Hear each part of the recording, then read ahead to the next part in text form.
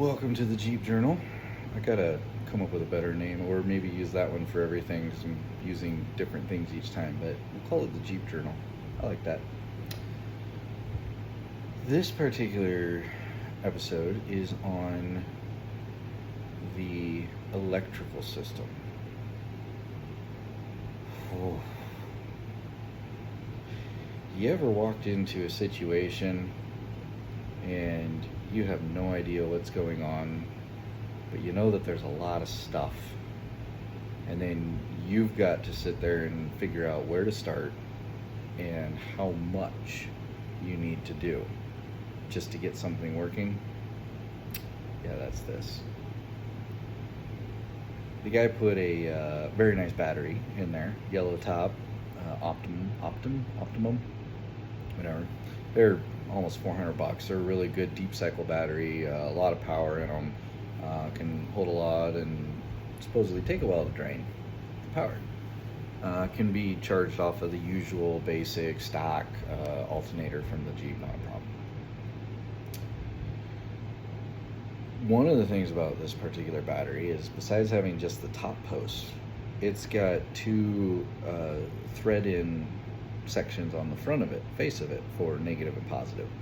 And you can thread in like an extension piece that lets you mount more cables to it, so you have more mount points for positive and negative to come off of this battery. And that's fine, that's great. But hot tech tip, label your damn cables when you put something on there. Holy freaking crap, man. This Jeep has got lots of cables. There's 4 coming off of the bottom post. There's another 4 coming off the top, and they're all stacked on top of each other with bolts and nuts to hold them in place. And you cannot figure out where each one's going without doing some intense cable tracing. On top of this all, this battery keeps dying after maybe a week of not being used. There's some kind of phantom power draw, or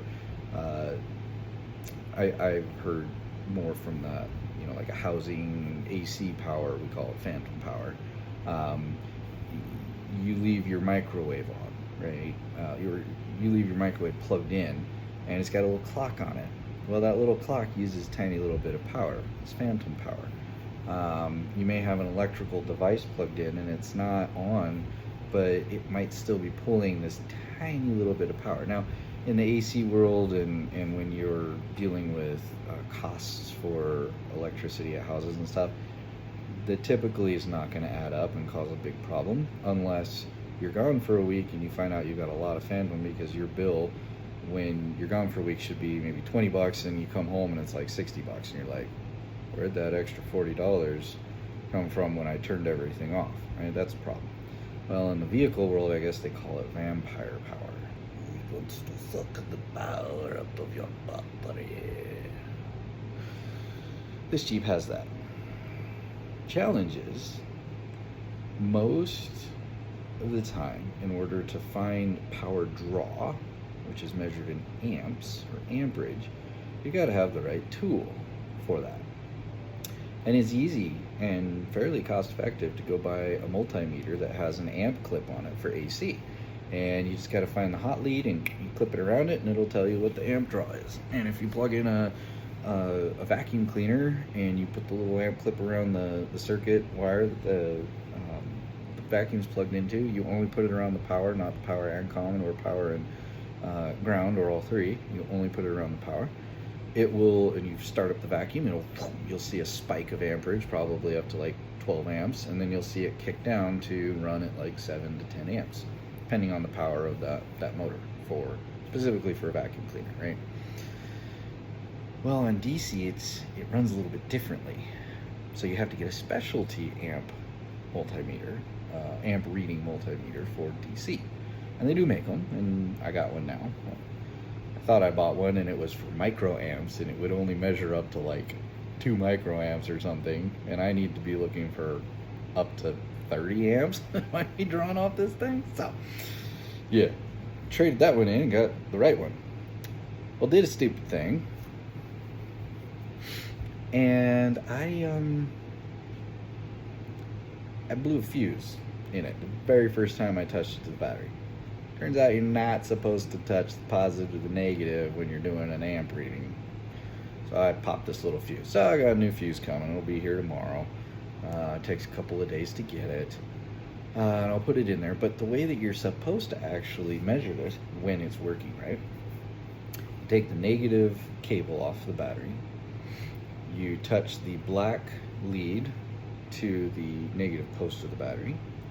You take the red lead and you stick it through the negative cable clamp, and it's supposed to give you an amp reading on the amp draw. So when you have a working fuse, you're probably going to get some amp readings, considering I know that there's some vampiric amperage or vampiric power draws going on. But I found out that the fuse was blown because when I pulled the fuse out and I did an ohm test across it for resistance, there wasn't any resistance. When I dropped it over a smaller fuse that was in there, had some resistance. So it was like, great, popped it. So you can't find those in town, so I had to go order one on Amazon, and yeah.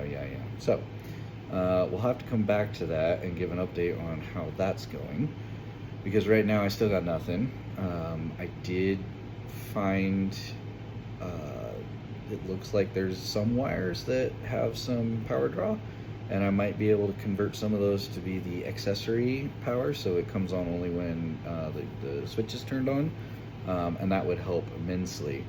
But if some of these are bigger units, like maybe it's one of the air compressors, or one of the lights for some reason is tapping directly into main power, or the winch, then I've got to see if there's a way to figure out, or put a stopper in there so that it's not sucking all that power all the time and draining the battery, because I should not have to leave the Jeep plugged into a trickle charger every time I'm not using it, just to make sure that it starts, and so I don't keep resetting the ECM and potentially have check engine lights coming on all the time. So that's one of the other projects that I'm working on. Back to the wiring. The challenge is going to be when I do finally find which one of those wires, and there could be multiple, then I have to trace them down and figure out where they actually go to, because I don't know where they go to. I might find that there's one being pulled, but I have an amperage pull on it, but I don't know if it's the alternator or one of the two different air compressors on board, or if it's something else altogether entirely different. I don't know. There's all kinds of random cables just not plugged in anymore and changed out based off of the different things that were done to this Jeep, and that's why it's called a Project Jeep, because it's a project to try to just figure these out. Naturally, because I am more of a mechanic and engineer, I like data and details, and I like knowing where things are. When I trace out one of these cables and actually figure out where it goes, I will wrap a little label around it that says, dual stage air compressor, which the dual stage is for pumping up the tires, or the single stage air compressor, which is for air lockers, or winch or something like that. I'll label the things as they need to be. And again, if it's something that doesn't have to be powered all the time, my thought is what I'm going to do is find where one of the main accessory power connections are, and just build a tap off of that with a little connector board. There's one already in here for the grounding, and so there's a chassis ground that goes into it, and then it's got a bunch of screws that you can tap different grounds into. I'm thinking I could do the same thing for an accessory one, so that I can move some of these cables to an accessory power with the key on, but then I don't have to keep going and crimping into it and finding all that. So I'll give an update on that in the Jeep Journal. Yeah, I like Jeep Journal. When I have something more to update on that.